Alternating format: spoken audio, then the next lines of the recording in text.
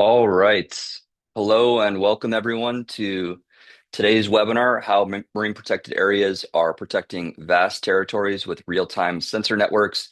We are extremely excited to be here with you. We feel this topic is very timely. More and more MPAs are being created year over year. We have new legislation coming out, like the BBNJ agreement, which is making more MPAs in the high seas possible. And there's lots of energy and momentum towards these projects.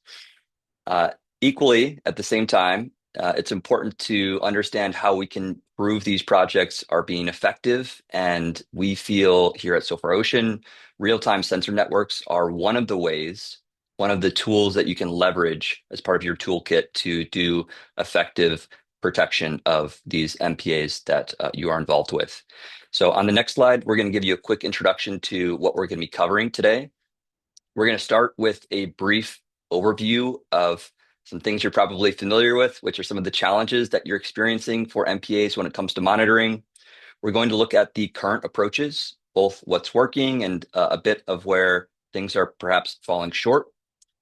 Next, we're going to pivot into what real-time sensing changes and what it brings to the equation, specifically around supporting operational decisions that you're making within your MPAs and environments. Really exciting. We want to ground you in actual projects and actual examples and not just have this be a conceptual academic presentation. So we've pulled in a few specific customer examples as well as an example that we've collected here close to home with some of our own sensing equipment. Lastly, if you stick around to the end, we're actually going to show you a demo of how you can design your own monitoring network that we're both going to demo live, but also give you access to after the end of today's presentation. And then I definitely want to call out that if you have any questions throughout the course of today's session, please plug those into the Q&A modal at the bottom. We've reserved 10 to 15 minutes at the end to get through as many of your questions as we can. So keep that in mind and we'll remind you throughout. And then lastly, I would just like to mention that this webinar is being recorded. We are going to be sharing it with you as quickly as possible following today's session. So keep an eye out for that. And with that, I'd like to introduce you to who you are going to be hearing from today. We have Evan Shapiro, who is our co-founder and CTO here at SOFR Ocean. Evan's going to be taking you through the second portion of today's content. And we also have Tom Parry, who is our partnership and growth lead at SOFR Ocean, based in Europe. Tom is going to be taking you through this first portion. And with that, Tom, I'll hand it over to you. Thanks very much, Shane. So as Shane mentioned at the start of the webinar, the world is committed to protecting 30% of our oceans, and today we sit at around 9.5% of our oceans that are currently protected. With the High Seas Treaty coming into effect this year, we have a real opportunity to grow that number over the coming years. However, a report in 2024 from the UNEP highlighted that only 1.3% of these sites are currently actively managed. Now that's a gap that really matters. We can't protect. Protection is not just about drawing lines on a graph, and without evidence, impact is hard to demonstrate. Without data, adaptive management stalls. Without visibility, enforcement is limited, and without proof, funding is very much difficult to access. Next slide, please. And so when we drill down to a local level, we start to see why these challenges exist. We're asking MPA managers to do something that's really difficult. Initially, we're asking them to manage vast spaces with limited resources. And what's more, they need to understand multiple variables as they occur simultaneously across ecological, anthropogenic, and physical change. In addition, these processes are long and very complex, requiring multiple stakeholder involvement, and all those stakeholders need information, as well as going through multiple funding cycles that is not always going to mean that funding is available at the level that is needed on these sites. Next slide, please. So when we look at the technical tools that are available, we know that we have powerful tools, but they were not designed for the persistence and the scale of which we need to measure MPAs at. When we look at loggers, they require people to go out to them and gather the data, meaning that data can be delayed by weeks or even months, meaning that we miss those critical events that happen that are driving change within our MPA environments. What's more, meta-ocean and multi-parameter systems have traditionally been really costly. This makes them very difficult to scale, and particularly when we can't unlock the funding to be able to deliver that vast scale that's needed. And in recent years, satellites have become more commonplace, and Earth observation is a great tool for understanding the spatial changes. However, it does have its limitations with understanding what's going on below the subsurface of our oceans. So it's the combination of these technologies that really needs to come together over the coming years to drive that evidence that we need. Next slide, please. So we need to gather together defensible evidence, not just for the science, but for the funding. And it's about breaking this reinforcement cycle of limited resource and limited monitoring that's driving the lower evidence and the funding shortfalls. Breaking this cycle requires a fundamentally different approach, one that drives evidence at a much lower cost. And with that lower cost technology, we can get a better understanding of these shifting baselines. We can understand the ecological impacts of that our actions are having. We can scale enforcement technologies, and we can gather all that information together to drive evidence to raise the finance that are needed at a local level. Next slide, please. So when we think about designing our monitoring solutions, we need to think about how all of these systems come together. It's not just about using Earth observation satellites, it's also about using in situ measurements to understand how the physical, environmental, and anthropogenic changes are influencing. And with that, I'd like to hand over to Evan, who's going to introduce us to SOFAR's way of thinking about this. Great. Thanks, Tom. So when we're thinking about the job of managing or administering an MPA, or looking at the data and determining if there is a risk or threat or harm that's happening in the environment we want to protect, we could think about the system that we would design from a ground up ideal standpoint. So if we, ignore all the old existing technology and tools and just think about the core attributes of what we'd want from this system, one thing that we think is core and important is that we get data and insights in real time. It's not enough to just have a historical assessment that goes back 6 months or a year. There are real actions that we want to be able to take to protect these environments, whether it is stopping illegal fishing or illegal vessel operation, or doing something to protect the environment in the face of extreme weather or a extreme heating event from the sun. So we want this data to be available in real time so that we can actually take action to protect the environments. We also want these hardware components of the system. So if we need to measure in situ, we have to have cost-effective solutions. These are large areas on the order of hundreds of square kilometers, and they're highly dynamic and variable. So we can't just put a single sensor in a large area and expect that to tell the whole story that we need. We're probably going to need to have fairly dense coverage of sensing to get all the information that we need, which means we need systems that are scalable, they're cost-effective to deploy and maintain, and they'll be durable in the environment. We also want this monitoring and data to be persistent. Some of the information that we're gathering might be averaged over time. Some of it might be highly variable in time, or signals and events that we could detect, but we'll miss them if we're not constantly monitoring. Finally, if we do all these things, we're going to have a huge pile of raw, messy data. Most of it is not going to be interesting for the job that we're trying to do. Most of it is going to be describing the environment in its normal state, which includes a lot of signals, a lot of variability, a lot of changes. Very few of those changes are going to be relevant to the job of protecting the MPA. So we need integration and intelligence in the data layer to be able to distill the signals of interest for us from the background and the noise of what we'll see in these complex environments. That's what we've tried to fulfill that vision with the platform that we've developed. So our sensing platform has two foundational hardware elements. There's a sensing buoy. It's a power and telemetry hub that can be connected to subsurface or surface sensing. You can see that in the upper right. For size context, it's a bit bigger than a basketball, which is not great for the European audience, but it's a small beach ball sized device. You can see a couple people standing next to the telemetry buoy there. We are also launching a surface vehicle this year that has the same core sensing capabilities, but can be persistent in deeper water and station keeping. It's around a 2-meter platform. You can see that on the bottom right. The system reports data in real time over satellite or cellular telemetry per configuration and selection.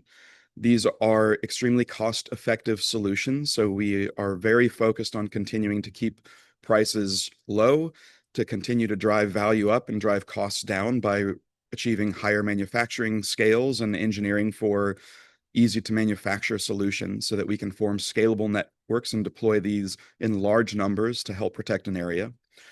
The platforms are persistent, so they are deployed in the ocean for long dwell deployments, maintenance intervals on the order of 6 months to years, depending on the specifics.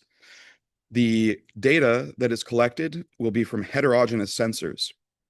So lots of options on specific sensors that can be configured, different platforms within a given deployment network, but everything goes into a unified dashboard and backend API platform. All of the data is persisted in the same database with the same access patterns so that intelligence layers can be added and integrate all of the data that's collected to derive insights and provide actionable context for decisions. And you can see some of the screenshots in the animation of the dashboard interface where you can see, maintain devices, and interact with data. So I'm going to jump into a few examples of how this platform is used in MPAs around the world today. We're going to start in New Zealand in the Poor Knights Islands. So this is a MPA that is near the coast of the North Island. Its primary economic value and driver is tourism. So it's a dive destination, top dive destination in the world. It's an extremely vulnerable environment, extremely susceptible to the effects of climate change and increased human activity.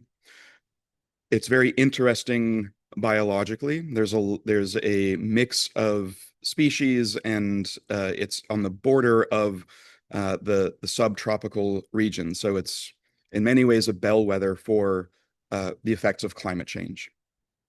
The MPA administrators have been using loggers, which provide data at a very delayed latency. They have to be deployed and recovered by divers. They get lost, they fail. The API is someone taking an SD card and copying it to a hard drive, and then somebody else doing something with the data and trying to assimilate it, and also using satellite-derived sea surface temperature. However, the satellite-derived sea surface temperature gives you, at best, daily snapshots of the temperature. It is a proxy, so it's not terribly accurate, and it's not trivial to extrapolate that sea surface temperature down to what is actually happening at the reef bed. The risk of high temperature, the risk to corals for bleaching is not really well mapped to what the highest temperature was in any given day. It is this degrees, heating, hours, accumulated heat stress. So what we really need to measure is how hot for how long above a threshold was the reef bed itself. And that is not easy to do well from a surface satellite. You can see on the plot in the highlighted region, the blue line is the surface temperature, and the orange line is the seabed temperature, and you can just see the degree of variability. So now imagine a satellite that's trying to create a proxy of the blue line. It's going to miss a lot of the spikes. We might not be seeing the entire area of the reef. So structure to structure, we might see variability. And adding a system that has temperature profile from surface down to the reef bed and adding multiple locations provides the ability to measure the bleaching and heat stress on the reef in real time. And this is actually actionable. So in the Poor Knights Islands, they took the very simple first step of pausing recreational diving when the reef system was under stress by excess heat. And that removes an additional stressor to the environment so that we're not hitting it with a double whammy. And that's actually something that can have a huge effect on helping to protect and preserve the reef. So we're going to jump around the world now. This is a satellite view of the San Francisco Bay. It's one of the largest estuarine systems in the continental United States. It's an extremely dynamic water system. So around 400 billion gallons of water are exchanged between the bay and the Pacific Ocean on every tidal cycle. It's also one of the largest economic drivers in California. So hundreds of billions of goods are traded into ports through this bay, and you can see the Golden Gate is the mouth between the bay and the Pacific Ocean. It is a engine that powers around $100 billion in local economy, so jobs and economic transactions in the Bay Area. There's millions, so around 7 million people live in this region, very near the water and the bay. There's urban runoff, there's industrial areas, there's agricultural runoff through the water system.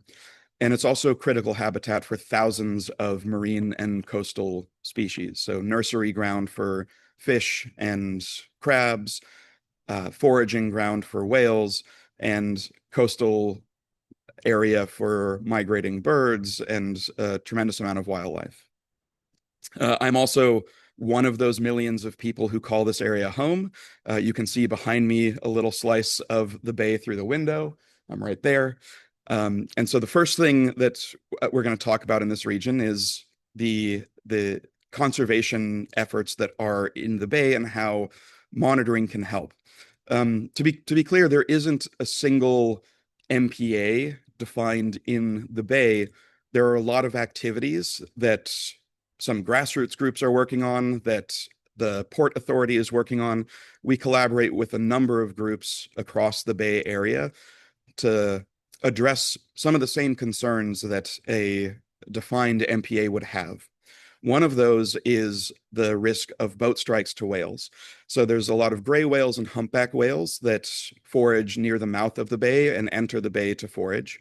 And we have found dozens of dead whales on coastline in and near the bay that have been root caused identified as likely boat strikes was the cause of death of the whale.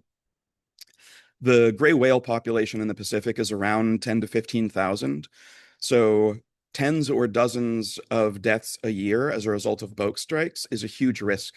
That's more dangerous than traffic fatalities are for humans. So it's something that we care about. It's something that the local population wants to address. And what we did is we deployed the spotter buoys. So this is the telemeter buoy platform with subsurface intelligent hydrophones. The hydrophones are acoustic receivers that have onboard intelligence to run detections. And one of the classifier models that can run on these is whale detections. This allowed disseminating the information of where the whales are in the bay and when, and has already enabled voluntary slowdown. So vessels can access this data directly on a dashboard and alerts can be distributed. And we're seeing a lot of adoption and adherence already for voluntary slowdowns for ferries, for shipping related vessels and tugs. And we're slowly building the evidence and the technology to have some real policy changes that'll help protect these species. What's interesting is on the very same platform, so using the same sensing buoys and the same surface vehicles, we can attach more and other sensors to measure water quality in the bay as well. That is a key concern given the city right next to the bay waters, the agricultural runoff, the criticality of the environment for fisheries and wildlife. the fact that humans are recreationally interacting with the bay and swimming and paddleboarding, and water quality has been a challenging thing to manage and measure in the bay, to know if it's safe to enter the water, to know if it's safe to harvest food, to know if we need to change something around how outflow or runoff is working. One of the things we could imagine doing is deploying sensors, loggers, or having people take daily measurements.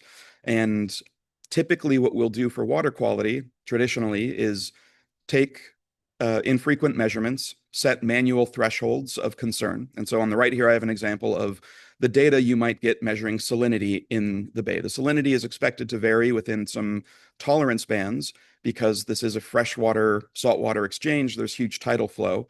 But if we see a outlier salinity on either side of this band in a location, that might indicate too much runoff or some industrial outflow that needs to be inspected. So everything looks fine here with our 6-hour manual measurements. We could increase this resolution in time with a logger or a fixed sensor and get a better picture, and everything still looks okay. There's a lot of variability, which is what we'd expect. We can also add other sensing channels. For something as complex as water quality and circulation in this kind of environment, a single sensing channel gives you data around what the salinity is, but that doesn't really tell a clean narrative of what's actually going on and what we care about. So we can add temperature, we can add tide cycles. And when we do that, we see something interesting, which is difficult to manually identify looking at piles and piles of data. But when we have everything in a database and we can build detectors for specific signals of interest, we can automate the extraction of these signals across sensing channels and see that there's actually a concerning signal, not in any one of these channels, but if we look across them.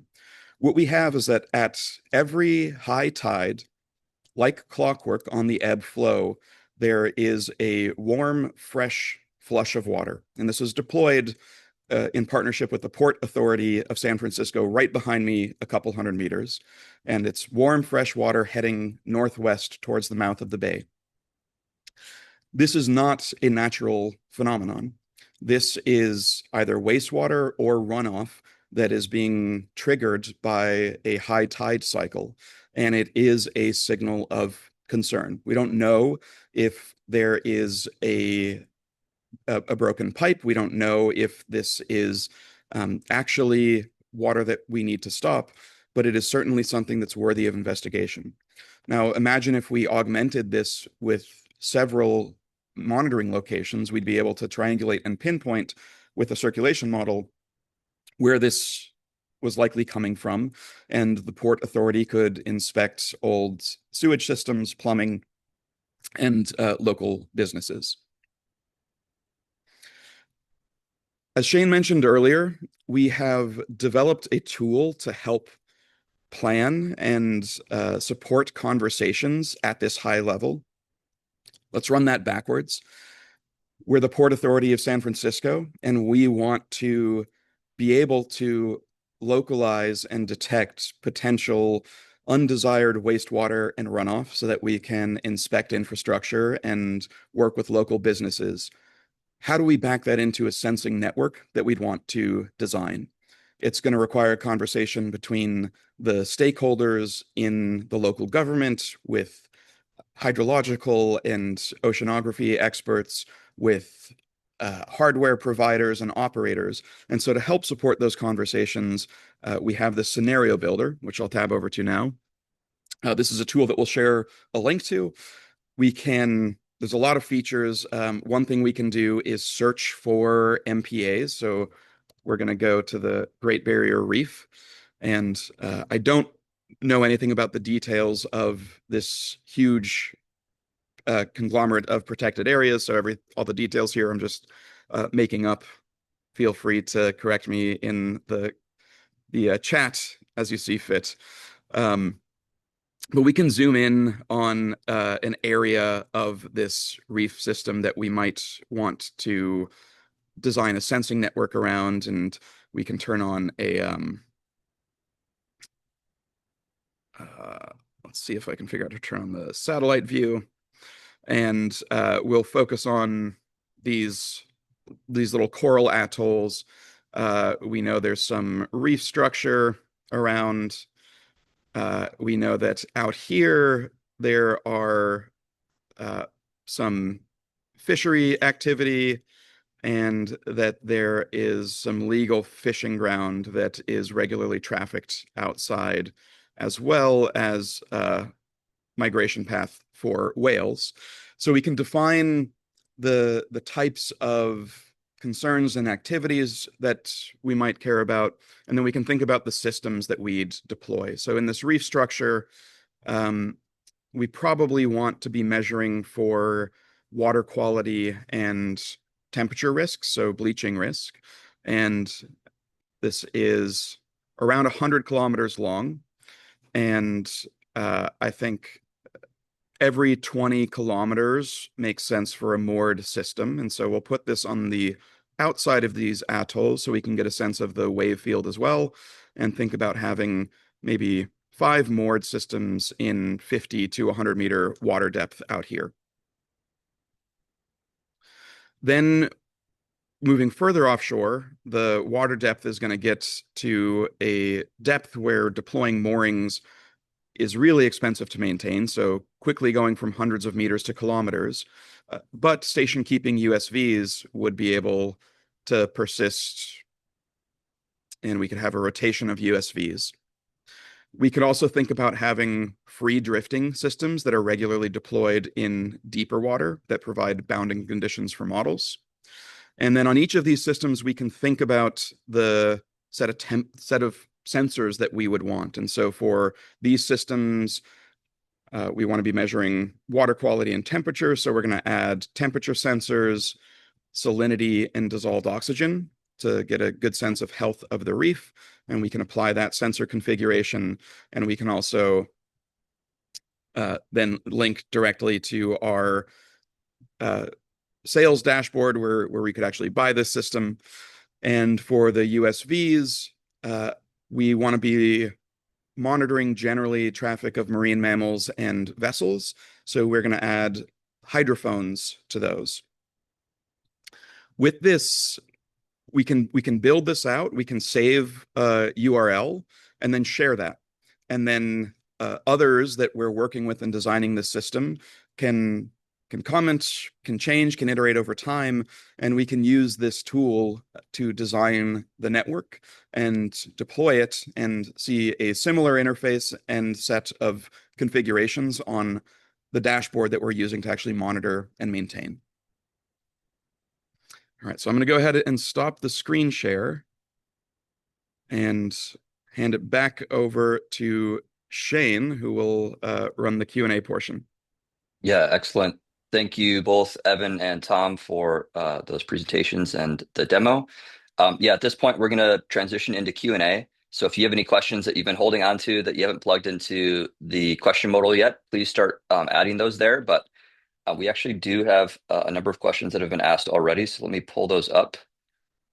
And we can start working through these. And again, as we're going through these questions, feel free to plug additional ones into the chat. So this first question is around data ownership. And the question is, who owns the data, and can we share it with research partners or other agencies working in our region? Tom, I don't know if that's one that you would like to take. Yeah, sure, I can take that one. So yeah, you're essentially buying the technology, so you own the data, but the dashboard itself and has a really cool feature where essentially we can allow you to share your data with others within that dashboard. So you would not only get access to your own data, you get access to other neighboring MPA or authorities' data, as well as access to SOFA's global network of spotters as well. So that's kind of an opt-in option. Obviously, if you have restrictions where you can't share your data, there's also an opt-out version of that where data privacy is important as well.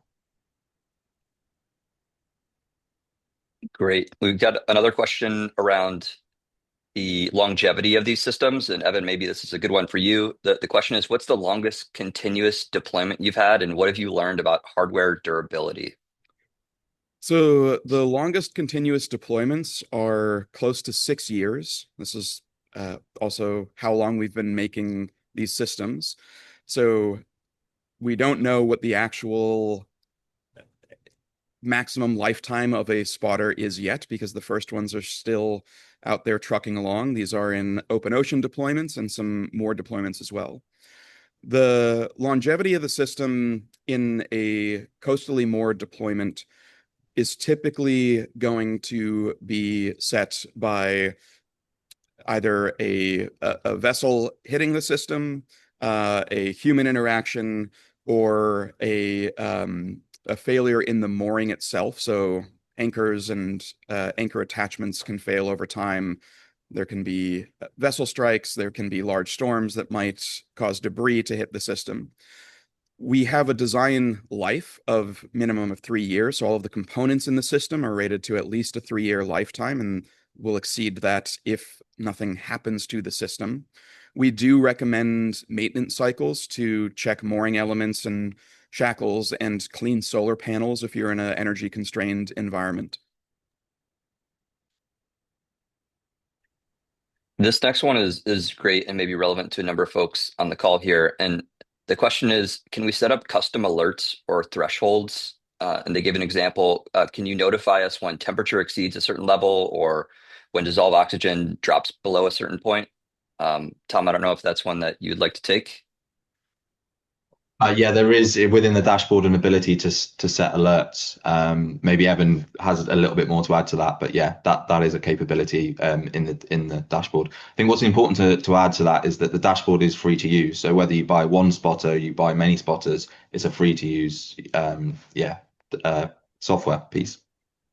Yep. So there's a simple interface to set alerts on any of the data from the systems in the dashboard. You can also set alerts on location geofence. So if for maintaining the systems, if they go out of the defined area where the mooring's supposed to be, or set an alert on time fence. So if you haven't had a check-in from the system within a defined window for critical applications where you need to make sure the systems are online. There's also modern API integrations where you can receive or query data from all of the systems to build out your own intelligent alerts that might assimilate data from multiple systems. And that's also something that SOFAR is happy to collaborate on helping to define and implement those higher intelligence layers. We've got a question from Oliver that is, how do you measure wind on the spotter? So the wind on the spotter is a estimate that is derived from motion of the sea surface in the high frequency portion of the wave spectra. That'll mean something to some of you all. For the others, we're essentially measuring wind in the way that you would if you were in a vessel where you're looking at the sea surface and the chop. And it's an accurate estimate in areas where you're not fetch limited. So if the wind is coming from offshore, we can measure the wind very accurately with that technique without requiring a anemometer. It is as we believe it is the best and only way to derive wind on a platform that small. And it's a technique that we have some published papers on that you can find linking through our website. Got a question on the pricing model. And the question is, how does the pricing model work? Is it a one-time hardware purchase, a subscription, or some combination of both? Tom, maybe you can handle that one. Yeah, so the hardware you pay a specific price. Obviously, the combination of sensors depends on the price. So the starting price is around 6,700 USD and goes up with the more sensors that you add to the system. What you do pay for on top of that is the telemetry or the communications. So we have the combination of either Iridium satellite or cellular. So if you're in a coastal zone, you're typically going to use cellular because that's $30 a month. If you're further offshore or have limited access to mobile phone network, you're going to use Iridium satellite. So that's $20 a month plus the charge per message, which is about 14 cents. So the price goes up because of the number of messages that you're sending. Got a question maybe for you, Evan, and you touched on this a bit, but distinct from drifting units, how are deep water units kept on station? So the deepwater surface vehicle is a 2-meter autonomous vessel platform. It's solar powered. It's extremely efficient. It has a cruising speed of 3 knots. So is if the mean currents in the location that you want to keep the system, which is going to be, this will be true for almost any deep water station that you would define, is less than 3 knots, it can station keep indefinitely. There's sophisticated behavior of the station keeping, so you can set the homing radius, but essentially it has thrusters and it will keep on location. It'll use AIS for and camera for vessel avoidance while it's doing that. And it has all of the capability to house all of the sensors in our platform. So that's the surface weather in winds and waves and barometric pressure. It is the subsurface parameters. It has a payload bay for subsurface sensors and a point to attach a subsurface tether. Great. I think I've got a fun one for you, Evan, and then Tom, I've got another one that we'll circle back to for you. And the fun one is we're particularly interested in monitoring for a specific species. In our case, North Atlantic right whales that pass through our area seasonally. Can we deploy a custom detection model on the hydrophone to alert us when that specific species is present, or are we limited to the models you've already built? You can deploy custom models. The hydrophone has a built-in single board computer that can run edge AI and machine learning models, so it can run neural networks. We partner with a Portuguese company, Blue Oasis, who has deployed a product called HydroTwin, which is a broad detection model. So they support around a dozen classifiers and are constantly adding and iterating on that model. If that doesn't have the specific species of interest, you can deploy custom models. A sneak peek, there is a new version of the hydrophone coming out a little later this year, which also has a interface element at the receiver end. I don't know off the top of my head the frequency bands where right whale calls are, but if you look at the specs of the hydrophone and you say, oh, that's too low frequency for what I'm measuring, give us a ring. Pretty soon this year, you'll be able to swap out the receiver end of the hydrophone for other elements that can tune it to the frequency range of interest as well. Great. And I think this next one will be really good for folks that are deploying monitoring network for the first time, perhaps in their areas. So a question for you, Tom, are there any regulatory or permitting requirements we should be aware of for deploying sensors in protected waters? It depends where you are in the world, I imagine, for sure. I think typically we have, in some parts of the world where we've worked with customers, there is a requirement, and that's obviously managed by them. But yeah, because of the size of the units we're using, obviously it's where you're touching the seabed. We tend to find that's a lot easier than going for a much larger system, or at least that's what our customers have told us. Obviously, with the USV, there's less restriction, particularly as it's under 2.5 meters on the, which is kind of the limiting factor for some of the larger USVs operating in certain waters as well. Great. And we still have a couple of questions left. So let's see if we can work through these last few. And then we can follow up with any folks we weren't able to get responses to after as well. So this next question is, what does the API access look like? Our research partners want to pull data directly into their own systems rather than using the dashboard. Yeah, so the API access, there's two access patterns. One, they're both JSON APIs, so RESTful HTTPS APIs.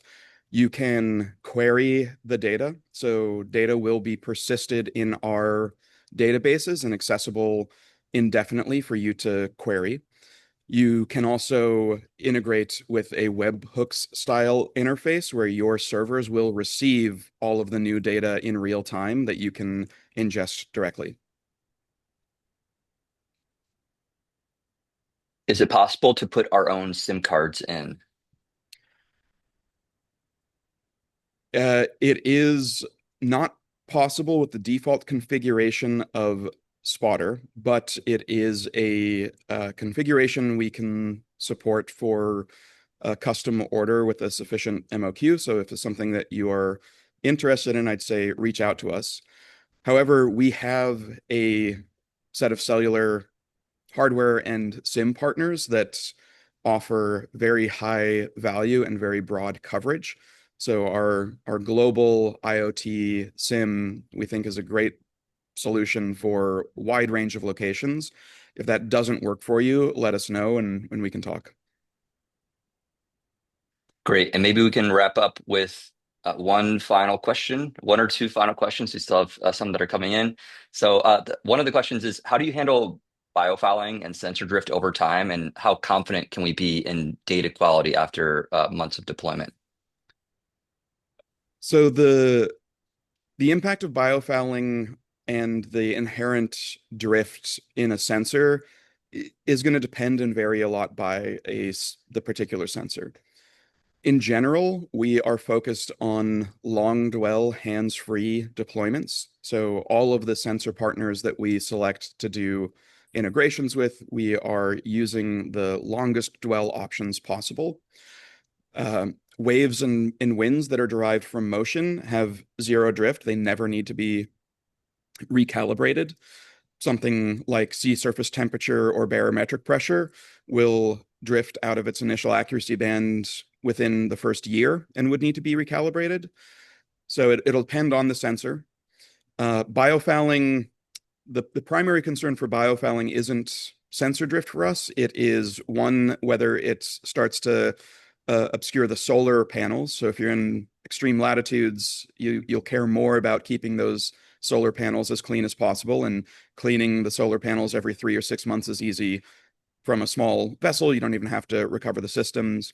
And then cleaning biofouling off of mooring elements to prevent the system from being submerged by accumulated heavy biofouling. Great. I'll just wrap up there because we still have a few questions we could follow up directly after the webinar, but I want to respect everyone's time and make sure that we end on time. So first of all, thank you, Evan and Tom, for presenting, and even more so, thank you for everyone attending and asking all these wonderful questions. As we mentioned at the beginning, we will be sending a recording to this webinar, and we'll also be sharing a link to the tool that Evan demoed at the end of the presentation. So thank you all so much for attending. We hope to speak with you very soon, and have a wonderful rest of your day and wonderful rest of your week. Thank you. Thank you.